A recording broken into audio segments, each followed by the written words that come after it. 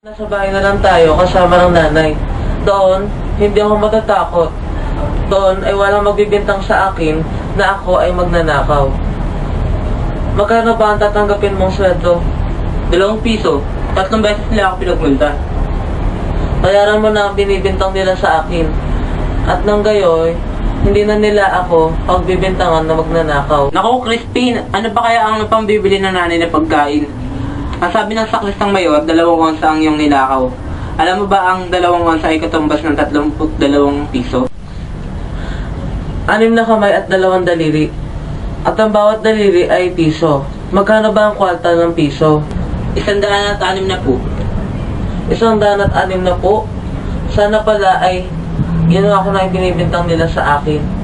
Crispin? Huwag kang magalit, kuya.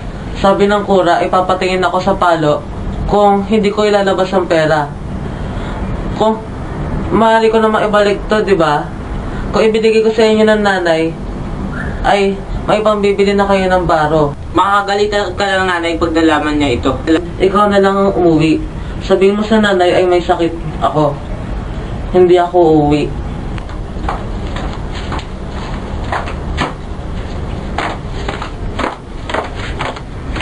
Pagtugtog mo ng kampana. At ikaw, Crispin, hindi ka uuwi sa inyo hanggat hindi mo inilalabas ang ninakaw mo. Ganito. Na po kami, hihintayin kami ng nanay hanggang alas 8. Alas 10 ka uuwi, Basilio. Pero hindi na po kami pwede maglakad ng hanggang alas 10. At sino ka nag-uutos sa akin? Kuya! Huwag mo ko iwanan! Halika! Papatayin nila ako! Kuya!